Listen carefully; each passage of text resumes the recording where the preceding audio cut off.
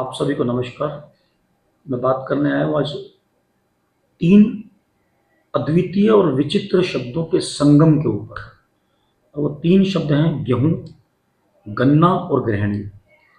और इन तीन शब्दों को मन में लाने से पहले उसका आधार बना बीमार, समाज और परिवार। एक अजीब सी बात देखी मैंने, खेतों के अंदर जितनी फसल लगाई जा रही है केवल दो ही हैं, एक तो गेहूं और एक गन्ना। किसानों के पास जितने भी आंदोलन हैं उन सभी आंदोलनों का मूल कारण है गेहूं और गन्ना। ये एक दृष्टिकोण है। अभी देखिए दूसरा दृष्टिकोण। मैं एक वैद्य हूं और आने वाले भक्तजन और रोगीजनों को जब अच्छे से अन्वेषण और गवेषण करता हूं तो पता लगा कि बहुत सारी बीमारियां जो चरम पर चल रही हैं उसमें सबसे बड़ी बीमारी है अन्य कई बीमारियों के साथ ब्लड शुगर, और ये बढ़ती जा रही है। अब इन दोनों को संगम करिए इनका, कि इधर से गन्ने की फसल बढ़ती जा रही है और गन्ने से बनने वाली चीनी को खाने से शुगर की बीमारी बढ़ती जा रही है। इधर से गन्ने की पैदावार पे रोज हंगामा होता है, गन्ने की फसल रोज पैदा होती है, इधर से शुगर की बीमारी पे रोज लोग मरते हैं। शुगर की बीमारी पे मरते हैं, गन्ने के कारण आंदोलनों में मरते हैं, तो पैदावार होने वाली फसल पे भी मरते हैं और खाने वाले लोग उस बीमारी से भी मरते हैं। दोनों को कंबाइन कर दीजिए। अब इन दोनों को कंबाइन करने के बाद एक तीसरी डिग्री का जन्म हुआ और उस डिग्री का नाम हुआ डायबिटोलॉजिस्ट।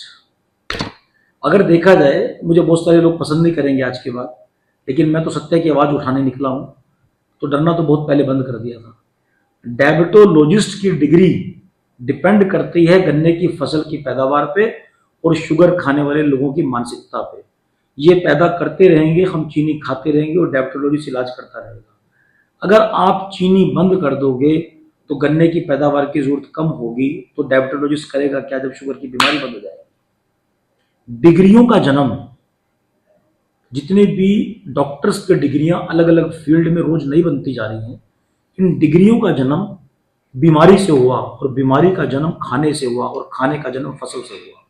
तो मैं आपसे कहना चाह रहा हूं कि प्लीज प्लीज प्लीज चीनी की मात्रा अपने जीवन में बिल्कुल बंद कर दें और बिल्कुल कम कर दें। जब आप चीनी की मात्रा कम करोगे तो शुगर की बीमारी कम होगी, उधर से गन्ने के आंदोलनों में होने वाली फसल की डिमांड कम होगी, तो किसान भी शांति से बैठेंगे। अभी बीच में एक शब्द और भी है, गेहूं और गृहिणी। गेहूं, गन्ना और गृहिणी, बीमार, परिवार और समाज। ये जो गृहिणी है ये कहां से आया? मेरी मां से आया, मेरी बेटी से आया, मेरी बहन से आया। ये जितनी माँ, बेटियां और बहनें, इनका कभी जीवन तो देखिए आप, कहां से शुरू होता है। दिन की शुरुआत ये किचन में चली जाती हैं बेचारे। मैं बेचारी वर्ड बोल रहा हूं और अपनी पत्नी और अपनी माँ और अपनी बेटी के प्रति भी यही भावना रख के उन्हें कहता हूं कि कम से कम किचन में जाना।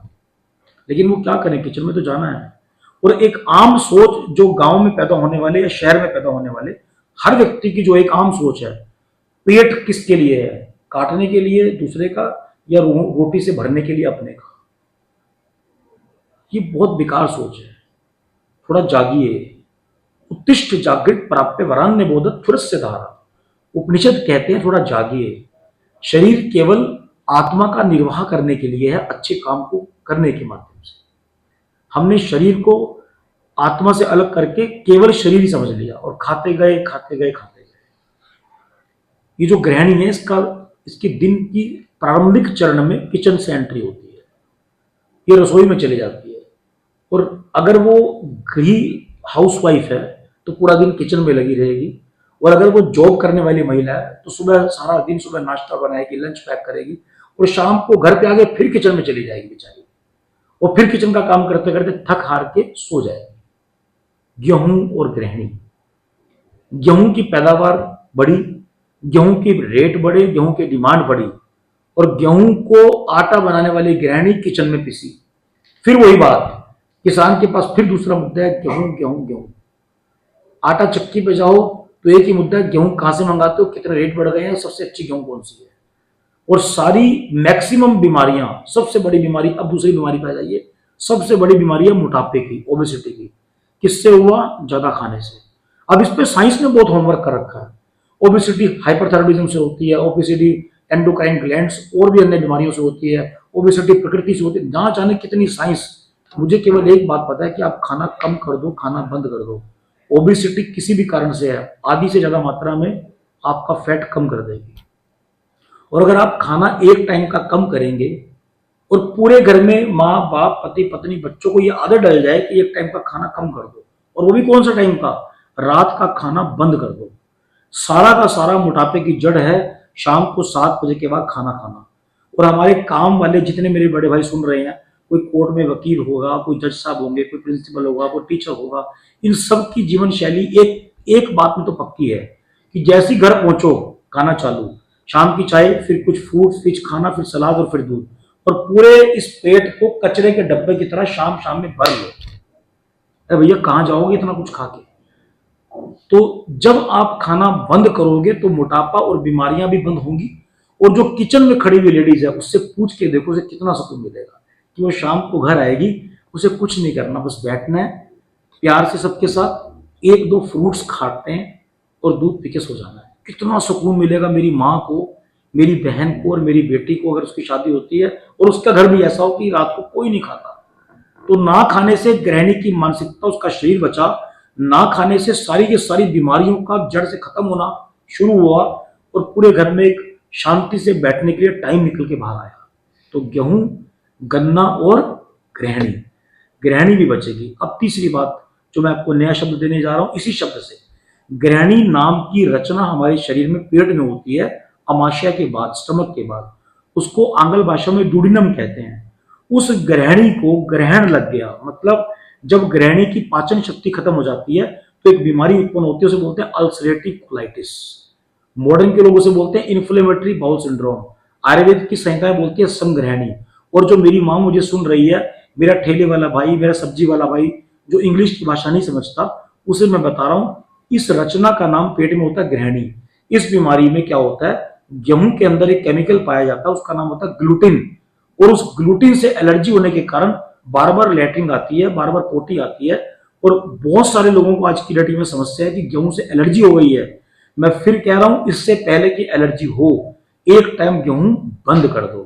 पुराने जमाने में गांव में ज्वार, बाजरा, मक्का ये प्रचलन चलता था कि जब ज्वार की रोटी आती थी गेहूं छोड़ देते थे, जब मक्का और बाजरा आता था गेहूं छोड़ देते थे। आजकल मर जाएंगे पर गेहूं की रोटी नहीं छोड़ेंगे। भैया गेहूं छोड़ दो, आपको गृहिणी की मानसिकता शांत होने में मदद मिलेगी, और पेट में जो गृहिणी नाम की रचना है उसकी बीमारी होना बंद हो जाएगी। और एक डिग्री डॉक्टर की यहां से पैदा हुई गैस्ट्रोएंटरोलॉजिस्ट, जिसमें सबसे बड़ी बीमारी आती है उसके पास गृहिणी नाम की रचना से, इन्फ्लेमेटरी बाउल सिंड्रोम। उसकी डिग्री की आधे लोग खत्म हो जाएंगे। मुझे तो डर इस बात का है कि अगर आप सब लोगों ने मेरी वीडियो को मान के सुनना शुरू कर दिया तो डॉक्टरों का धंधा चौपट। तो मैं आपसे रिक्वेस्ट कर रहा हूं, गेहूं, गन्ना और गृहिणी पे विचार करिए, अपने जीवन में इन शब्दों को क्रियान्वित करिए, और आधी से ज्यादा बीमारियां और घर के अंदर बैठी मेरी माँ, बेटी और बहनों को ठीक करना और मानसिक शांति देना शुरू करिए। आप सभी के हृदय में बैठे प्रभु प्रेम को वैज्य का हृदय से नमस्कार।